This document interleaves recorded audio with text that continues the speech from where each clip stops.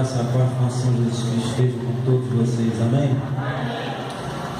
Abramos as nossas Bíblias no livro de Juízes, capítulo 6, do versículos 1 ao versículo 6, e em seguida versículos 11 e 12, para fecharmos essa leitura.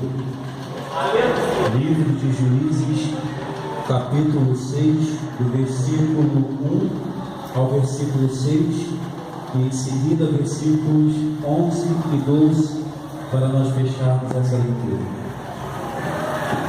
Louvado seja o teu nome, Senhor.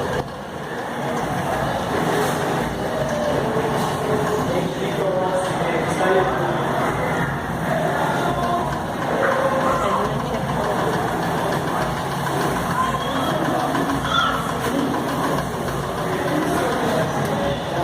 Os irmãos acharam?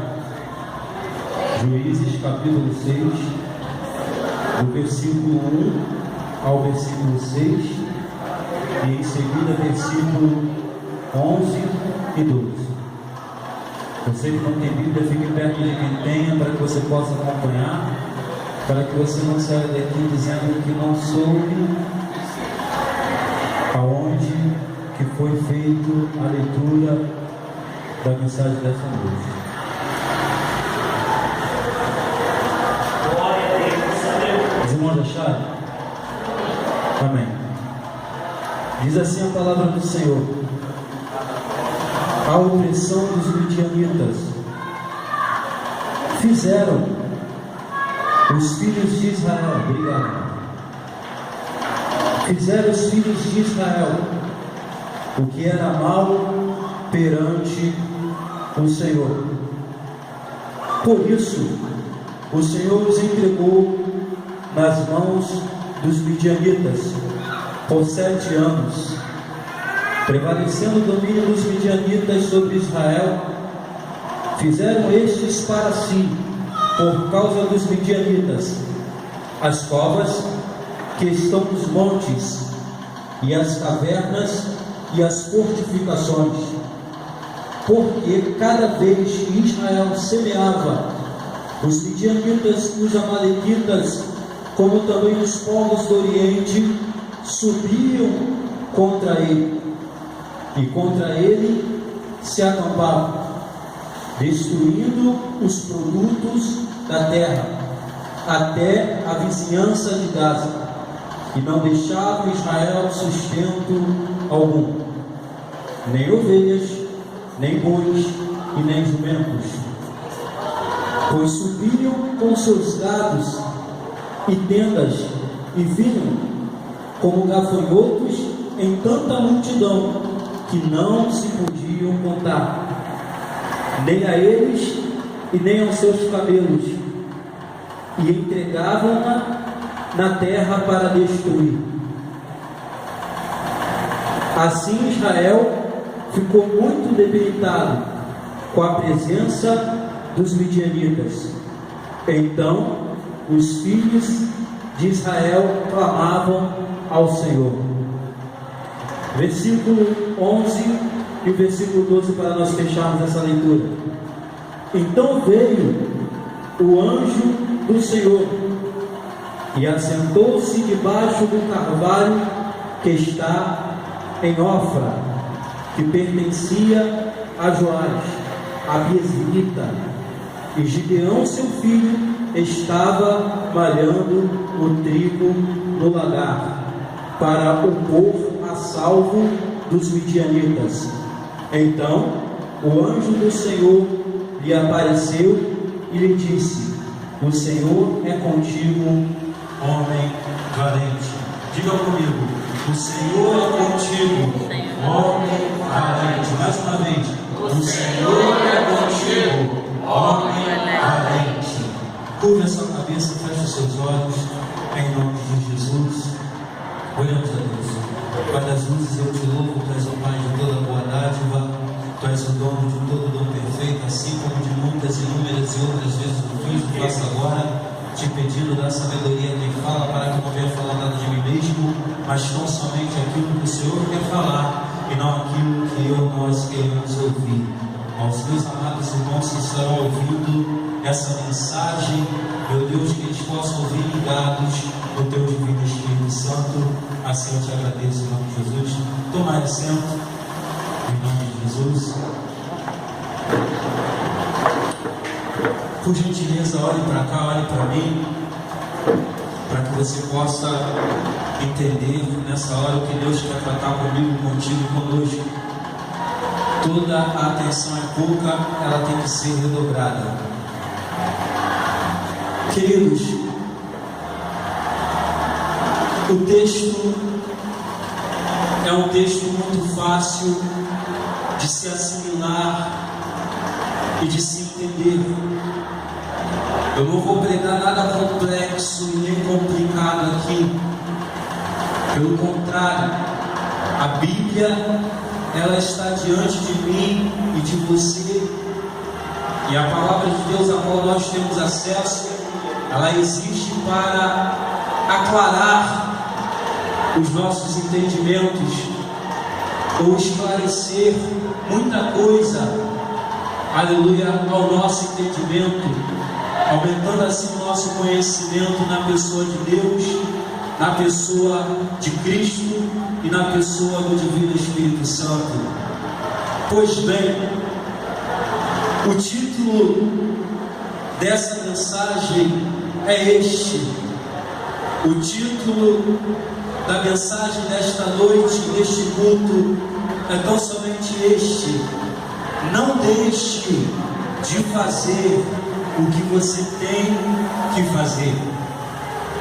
Eu quero convidar você, em nome de Jesus, a direcionar, aleluia, o seu olhar para a pessoa que está do seu lado e dizer isso para ela bem devagar: não deixe de fazer o que você tem que fazer. Diga isso nessa noite para esse irmão, para essa irmã que está aí do teu lado: não deixe de fazer o que você tem que fazer.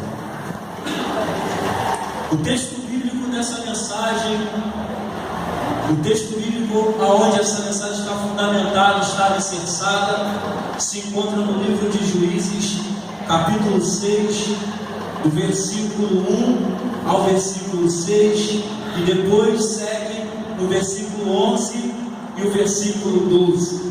Depois você na sua casa, você no conforto do seu lar, você leia com calma e Deus vai te mostrar muito mais coisas que Ele me mostrou quando eu estava estudando essa palavra. Eu iniciei essa mensagem dizendo que em meio a essa situação que nós lemos aqui, em meio a essa circunstância a qual nós nos deparamos com ela ao fazermos a leitura bíblica da mensagem dessa noite, em meio a esse tempo de dificuldade, de adversidade, tempo turbulento, tempo caótico, tempo de opressão, Deus levantou Gideão. E eu creio que em meio a um tempo que nós estamos vivendo hoje, e eu tenho notado por esses dias que aonde eu vou, eu tenho ouvido as pessoas falarem assim, principalmente os ímpios, porque eles estão desesperados, vivem sem Deus, sem paz, sem salvação, e estão, aleluia, tomados, aleluia, por uma ansiedade, por uma angústia, em querer saber o que vai acontecer com a nossa nação. E a frase que eu mais ouço é essa: o Brasil está em crise, o mundo está em crise. Aonde eu vou, eu ouço as pessoas dizendo assim: o mundo está em crise, o Brasil está em crise, as nações estão em crise. Mas quando alguém chega para mim e diz assim: Enos, o mundo está em crise, as nações estão em crise, o Brasil está em crise, e o que você me diz? Eu digo: eu estou em Cristo, porque enquanto o mundo, aleluia, o Brasil está em crise, a igreja está firmada, está alicerçada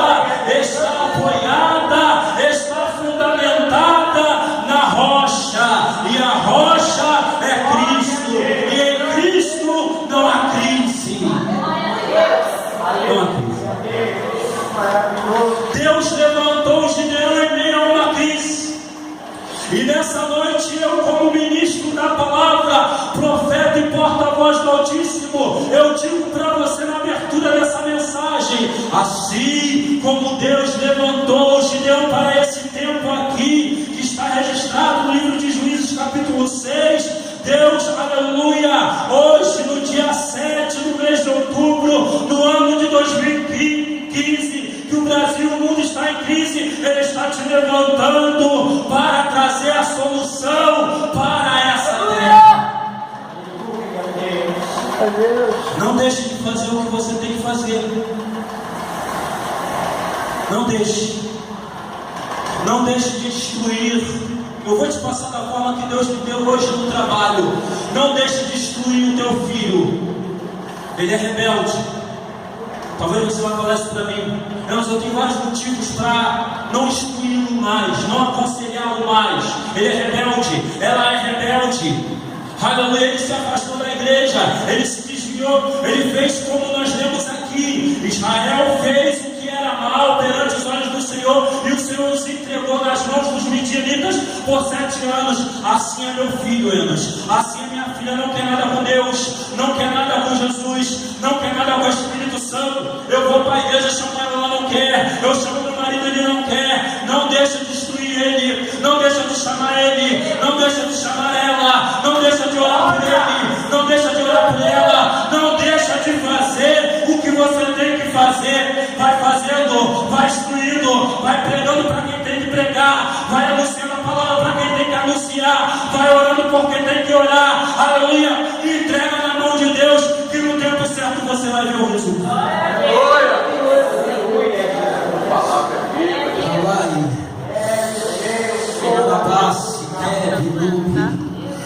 Aleluia. Deus levantou Gideão. E Deus levantou esse homem em meio a uma época de opressão ocasionada pelos midianitas. E essa opressão durou por 7 anos, devido que os filhos de Israel fizeram o que era mal perante os olhos do Senhor. E o Senhor os entregou nas mãos dos midianitas. Eu não iria falar isso não, mas quando eu fui no banheiro ali, Deus falou comigo: fala, porque está na palavra. Se você não falar, eu vou te cobrar na saída. Quando o homem escute isso, a tua vida depende não de mim, mas do que está saindo desse altar, o que está saindo aqui, o que está sendo produzido aqui, o que está sendo liberado aqui é a palavra de Deus. E é daqui que vai sair o direcionamento e a direção para a sua vida. Quando o homem começa, através das suas ações, atos e atitudes, fazer o que é mal perante os olhos do Senhor, o Senhor entrega a ele. O Senhor, sabe o que quer entregar aqui no texto? O Senhor deixa ele por sua própria conta. Não é que o Senhor abandona ele não, não é que o Senhor tira a mão, não. O Senhor olha lá em cima e diz assim: já que você não quer me servir de forma correta, de forma reta, de forma íntegra, de forma temerosa, de forma cuidadosa e respeitosa, eu vou te entregar.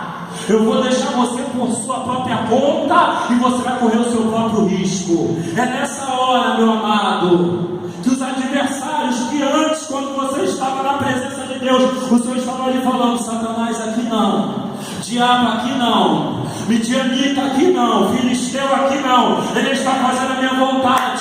Pode cair 1000, aleluia, de um lado, 10.000 do outro lado, eu vou guardá-lo porque ele vive obediência. Mas quando você resolve a querer fazer, aleluia, da sua vida o que quiser, deixando de estar no centro da vontade de Deus, porque quando nós estamos no centro da vontade de Deus, e o melhor lugar da terra, o melhor lugar que existe nesse mundo é estar no centro da vontade. Quando você deixa o centro da vontade, aí Deus fala: agora eu não posso fazer mais nada, porque você escolheu fazer o que é mal perante a mim. Agora vai se cumprir aí os desígnios do teu coração. Aí começa o homem a ter consequência dos atos dele. Foi isso que aconteceu com Israel. Deus entregou Israel nas mãos dos midianitas por 7 anos.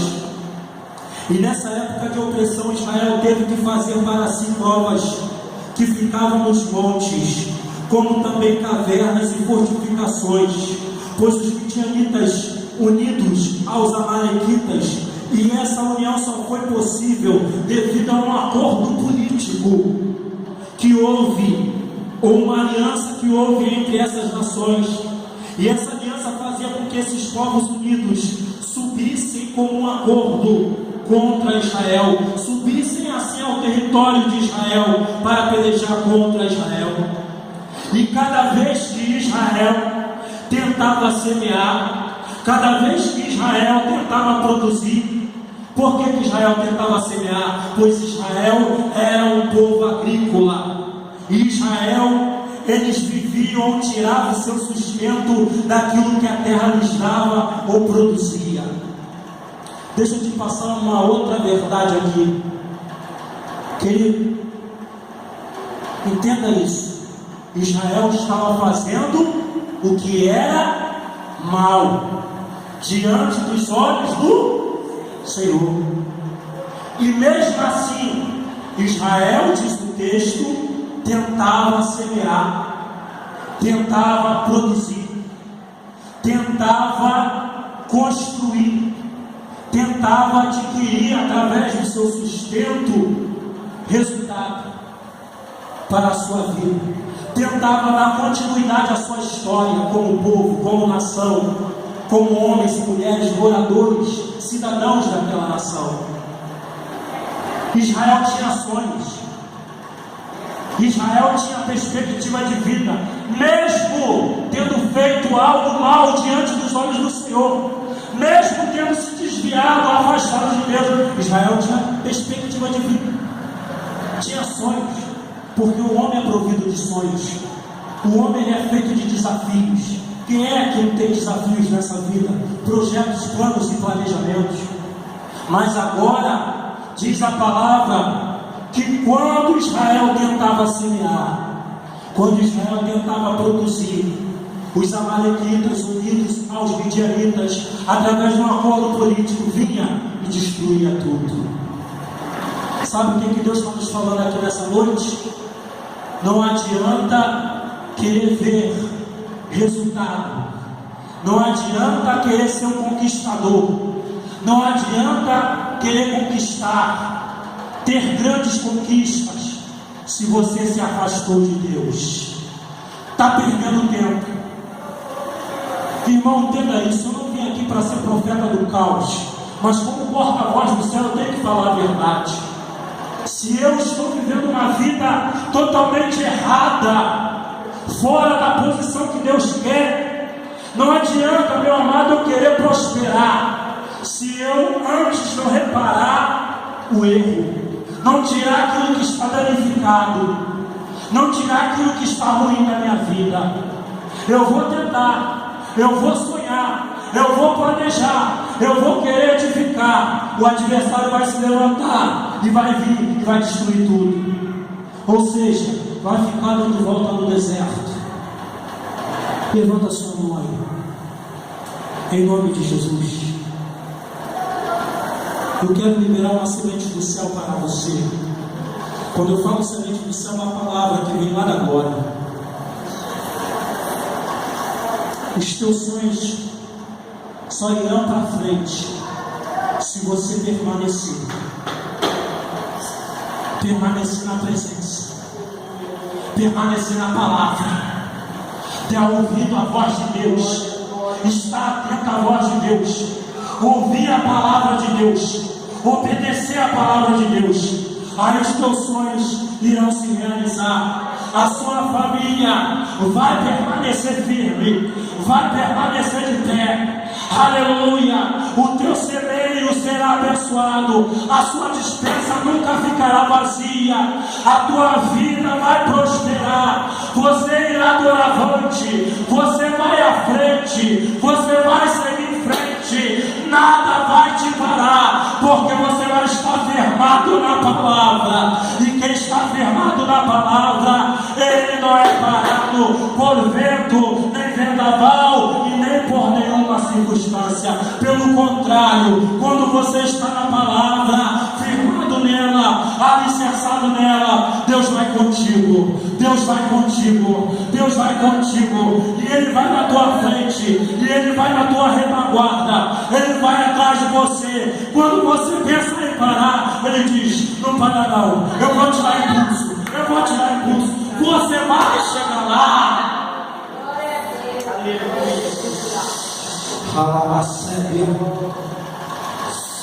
Era nessa hora que, quando Israel tentava acelerar, era nessa hora que esses povos vinham, amalequitas e midianitas, e destruíam tudo e todos os produtos da terra, e não deixavam sustento algum para Israel, nem ovelhas, nem bois e nem jumentos. Destruíam tudo, não sobrava nada. Mas em meio a esse caos, meus amados, em meio a esses 7 anos de adversidade, em meio a esses 7 anos de opressão, chega um momento que Deus está vendo lá de cima o que está acontecendo. Deus olha para a terra e Deus vê Israel. Deus olha para a terra e o assunto lá no céu é esse: Israel está sendo destruído, e tudo que Israel tem está sendo destruído, porque fizeram o que era mal perante os meus olhos. A frase perante, ou a expressão perante os meus olhos, é a mesma coisa de perante a minha presença. Quantas são as pessoas que estão fazendo coisas ruins e más perante os olhos do Senhor, assim como Israel fez? Talvez eu esteja falando aqui para pessoas que estão fazendo o que é mal, que estão fazendo o que é ruim perante os olhos do Senhor. Mas nessa noite, o Espírito Santo de Deus te trouxe aqui para te dizer que está te dando mais uma oportunidade de você se arrepender, do irmão aí se arrepender e parar de estar e permanecer no caminho errado e voltar e regressar, se arrepender e retornar para o caminho certo. Volte a fazer o que é certo. Eu sei, não é difícil. Mas irmãos, eu vou ter que jejuar. Mas irmãos, eu vou ter que ler a Bíblia. Mas irmãos, eu vou ter que botar os meus joelhos em terra, gastar a rótula do joelho orando. Mas irmãos, eu vou ter que deixar de ficar vendo aqueles programas que eu gosto na televisão, que só me ensinam baboseira. E o tempo que você está gastando lá era o tempo que você estaria adquirindo estratégia do céu para trazer solução para o teu problema. Foi nessa hora, meu amado, foi nessa hora, minha amada, que Deus olha do céu. E chega um momento em que Deus olha do céu e vê Gideão. E lá no reino e na nação de Israel, lá está Gideão, malhando trigo no lagar. E isso Gideão faz para pôr o trigo a salvo dos midianitas. Por quê? Porque era do trigo que Gideão tirava o sustento e o pão de cada dia para a sua casa, para a sua família. E nós sabemos que o texto é bem claro: ele estava malhando trigo no lagar. Mas sabemos que lugar de malhar o trigo é na ilha, não é no lagar. E o que é uma ilha? É um pátio, ou um terreno, ou um lugar de terra batida, em geral a céu aberto, em que se beneficiam cereais e sementes para a secagem. Mas Gideão, ele vai malhar o trigo no lagar, porque ele sabia ele fizesse essa tarefa, esse trabalho, essa ação, aleluia, esse dever, na eira, tanto o trigo como a sua vida correriam perigo quando os midianitas e amalequitas viessem. Sabe o que eu aprendo aqui? Primeiro, tempo de adversidade. Irmão, em nome de Jesus, você só vai sair daqui sem estratégia se você quiser. Sabe o que Deus está fazendo aqui? Abre a tua mão aí. Qualquer uma das mãos. Deus está enviando aqui um vagão, um anjo, assim como enviou para Gideão.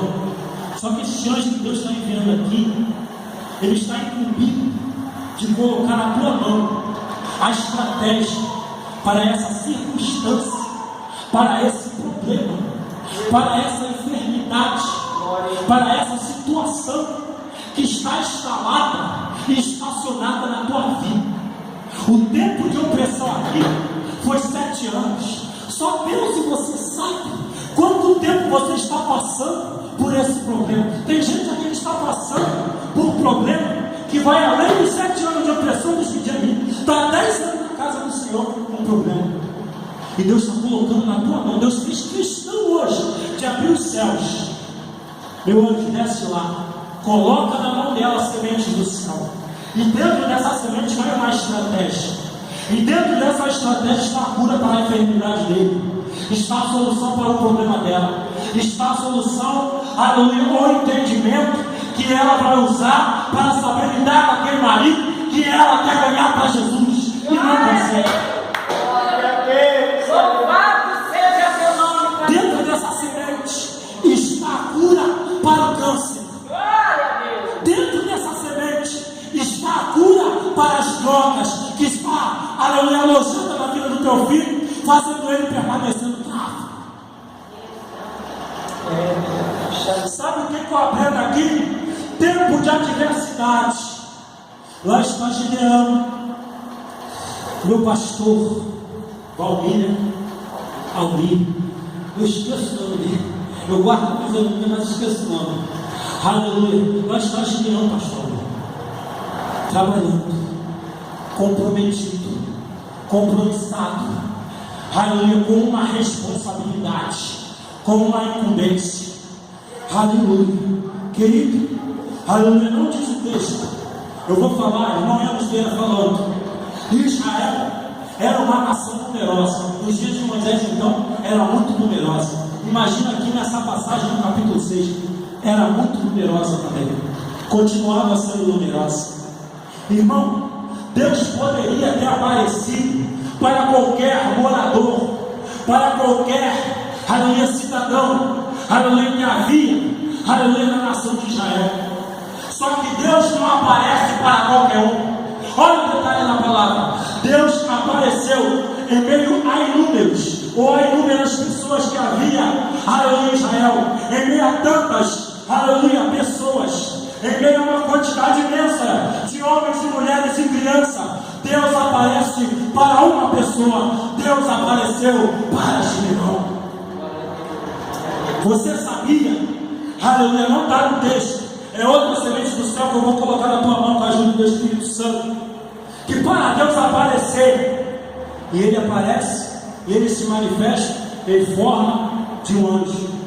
Sempre que você encontrar em algum texto sacro a palavra, ou a frase, ou a expressão, e o anjo do Senhor apareceu, e apareceu o anjo do Senhor, quer dizer que houve uma manifestação de Deus, que houve uma manifestação da presença de Deus, que houve uma manifestação divina do próprio Deus, trazendo a resposta e a solução para o homem.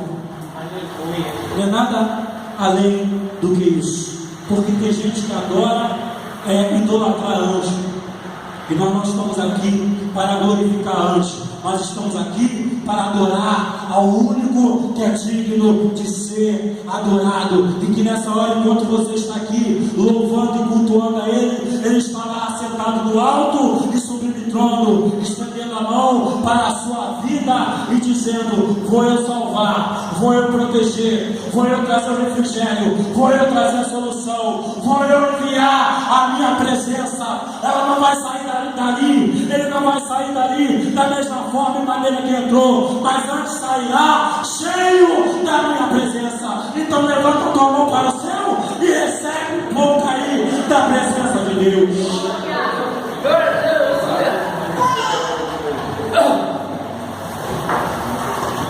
Para que eu possa encerrar, está Gideão malhando trigo.